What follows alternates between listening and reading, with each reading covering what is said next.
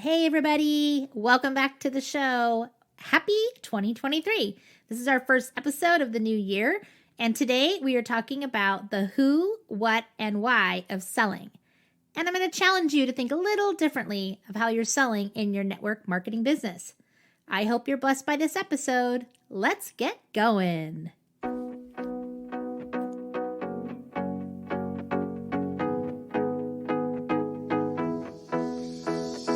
Hey, mamas. You're listening to the MomSquad podcast, a space for moms in network marketing. I'm your host, Melissa Wheelahan. I'm a mom, educator, coach, and trainer. For the past 25 years, I have been a part of network marketing as a stay-at-home mom, a part-time working mom, a full-time working mom, and most recently as an empty nester. And I've learned a thing or two. Do you ever feel like you're trading family time for business time? Have you tried all the things and still don't feel like you're getting anywhere? Are you always wondering where your next customer will come from or feel like the hustle never ends? Are you wanting to lead others but you just don't know how? Well, then you have come to the right place. I believe that the most impactful network marketers show up for their customers and team as their authentic, humble, and real self. So whether you're just starting on your network marketing journey, or you've been in network marketing for a while, or you just need to see things from a different lens, I'm here to help. I'm going to be teaching you how to level up your business through relationships, leadership, and impact. So grab a pen and paper and get comfy because it's about to get real, raw, and authentic. Are you ready? Let's stop the hustle and embrace the journey. Let's go.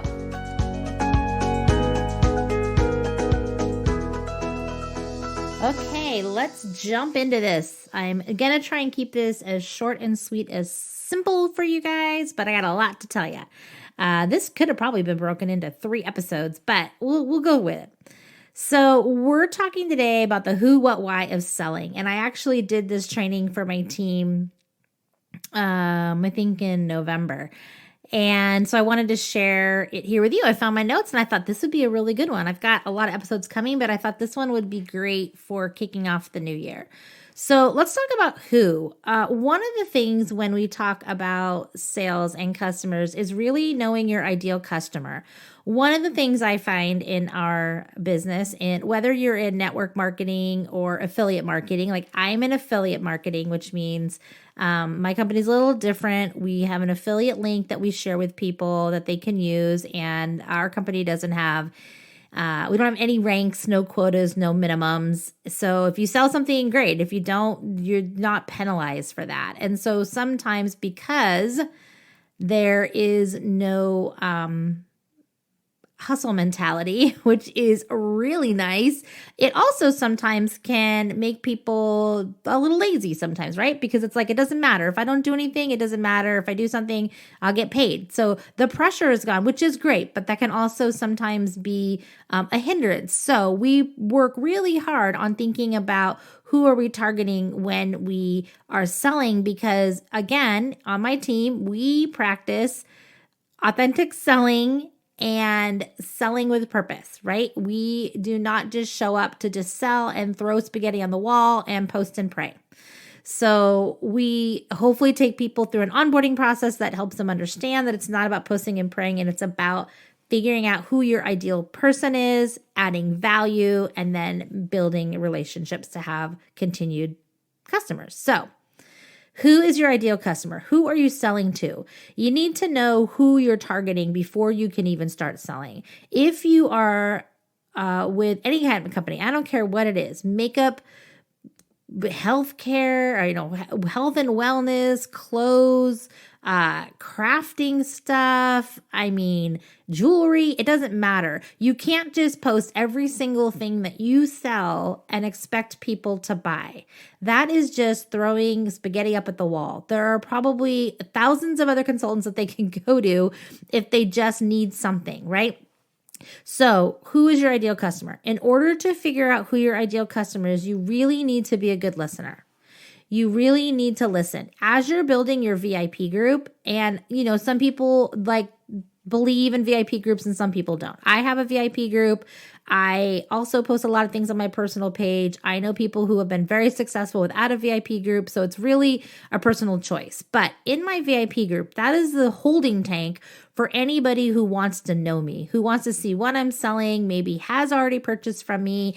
And so in that group, I get to know those people really, really well. And I need to be a good listener. I need to understand what they need. What is their problem that they're having, right? In my group, a lot of the people in my VIP group want like a good deal on clothes. They want outfit inspiration ideas. They want to know how to match things. I want to make sure they know how to take their measurements so that they can order the clothes right. So whatever you're selling, it's really important that you know the need. What do they need? If you don't know what they need, ask them. Do some market research in your page. Use hashtag market research. Go out to other groups that maybe you belong to. Like if your ideal customer is moms, find some mom groups and put some questions in there. For me, I might ask, what is your biggest challenge when shopping for clothes online? Or do you even shop for clothes online? Or what is your biggest obstacle when having to buy new clothes? Like that would be a good one. Then I would know what people would need, right? I want you to think back, those of you who have been in this industry for a long time, I want you to think about home parties. So when I started, I told you I started, back in the 90s, we did in-home parties and we were trained to get there, an hour ahead. So you got there an hour ahead, you took you 30 minutes to set up, and then you had 30 minutes to mingle with people. So let's say the party was supposed to start at 6. I knew I was not going to start doing anything until 6:30, right? Because that first 30 minutes was the time that I spent getting to know the people. And then I could reference that. So I could say, oh, Susie, you had mentioned when we were talking earlier, like you have, you don't like to cut onions with your knife, it makes your eyes water. This product I'm going to show you right now is going to really help you save time and cut your onions without you crying, right? If I was doing in-home clothing parties right now, if I was going to show something that I had, that is not our model. We are an online boutique, so we don't do that. But let's just say I was going to do an in-home with clothes and I saw somebody wearing something and I was going to show something, I could be like, hey, Susie, this shacket right here is a lot like the one you're wearing. I can tell that you like shackets, right? You get to know people when we were in an in-home environment. Even when we were pre-COVID and we were still out with people, and I know we're out with people again, but like it's changed, right?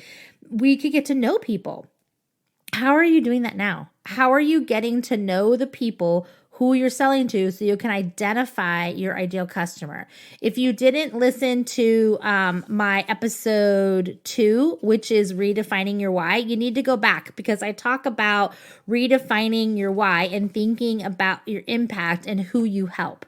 So I'm very clear on the people that I'm helping and I'm very clear on what my customer needs, right? And so that for me, lets me pinpoint everything I do. So when I do a post in social media, I'm thinking about that person, right? The first thing I'm thinking about is who is that person. The second thing that I'm thinking about is the what, is adding value. Okay. People will buy from you when the value is greater than the cost.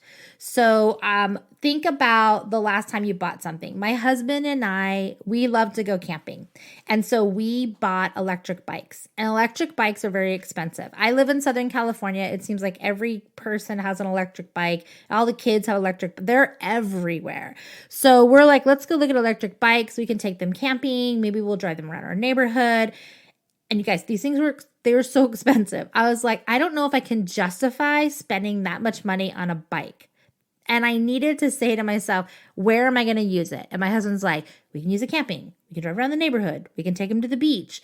We can use them, like we can take them everywhere we go. We'll just get the rack. We'll put them in the back of the truck. We can take those bikes anywhere we go. We've even done things where we know it's going to be really crowded down at the harbor. We don't live that far from, like 10 minutes from the ocean. So it's going to be crowded. My uncle lives like a couple blocks away. So we'll park at his house, get our bikes, drive down to the water, right? So like we know the beach is crowded. We get on our bikes, we put our stuff in there. So I was like, oh, all these things. The value of what I was going to get out of the bikes outweighed the cost that I was going to pay. And so we bought the bikes. It added value. So how is your product adding value to somebody's life?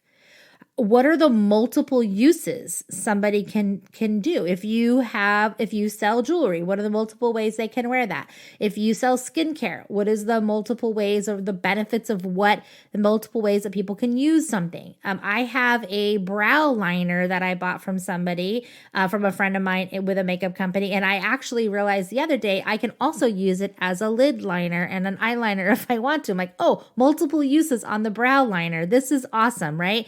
People love when they can use things over and over in different ways. Become a problem finder. That's also the what. You've added value, but what is the problem you're trying to solve for somebody? We hear this everywhere. Everybody's talking about this, right? This isn't new information, but really thinking about what problem are you solving? Are you solving, if you're in skincare, are you solving the person's, aging skin? If you are in health and wellness, are you helping solve, their weight issue or their feeling, how they feel, the energy they have? For me, it's how women feel confident in the clothes that they're wearing. What is the problem that you are solving? And then the last, what is intentional? Be intentional. I get so many friend requests, and the first thing I do, I'm just being honest, because again, we're keeping it real here on the Mom Squad. If I go to somebody's page and all I see is their business, like their wall is flooded with just their business stuff, I won't accept their friend requests. I won't, because I want to get to know them as a person. It's very important for me to have a relationship long term. Don't even get me started on the people that just cold message me and send me the like, hey girl, do you want to post something? Don't even get me started. I'm not even going to say what they say because I don't want to call anybody out, but like, don't even get me started. That is not intentional, right? You can be intentional. So I will spend time go when I get a new friend request, I'll go over there. If I accept their friend request, I'll like comment on their wall. I'll look for an intentional post that I can say something about, like Christmas time was great, or Thanksgiving time was great because I was getting a lot of recipes, and I recently stopped eating dairy, and so I've been looking for a lot of really good recipes, and for some reason people love to post recipes around Thanksgiving. I picked up so many great recipes. I also have learned a lot of things about people and my friends that I didn't even know I knew, like they raise chickens or they, whatever it is. So be intentional. Spend time getting to know the people that you're selling to. And the last why is, why do you want to know who your ideal customer is and add value? It's because that's repeat customers. That is repeat customers. And we are going to do an episode on follow-up systems, and I'm excited to have that conversation with you guys. But when you know who your ideal customer is and you can add value, that builds trust, and people buy from people they know, like, and trust. And so you want to have trust. Think how hard it is to constantly be looking for new customers instead of nurturing the ones you have. Now, you do need to continually add new customers. I'm not saying you don't, but you have to nurture the ones you have, right? So let's recap. Who? Make sure you know who your ideal customer is. Who are you selling to? What? What are you adding value? How are you finding a solution for their problem? Intentionally looking for adding value. And 3, make sure you understand the why of you're doing this so that you have repeat customers and you can build trust and you can have a business that's sustainable. Okay? Okay, moms, get out there, go crush it. I will talk to you next week. Get out there, be brave, be bold, be beautiful. Have a great day. Bye. Hey mamas, did you enjoy that episode? I hope so. Who do you know that needs to hear this information? One of the ways you can show your love for the Mom Squad is by subscribing, reviewing, and sharing. And don't forget to take a screenshot of the podcast and post it on your favorite social media platform.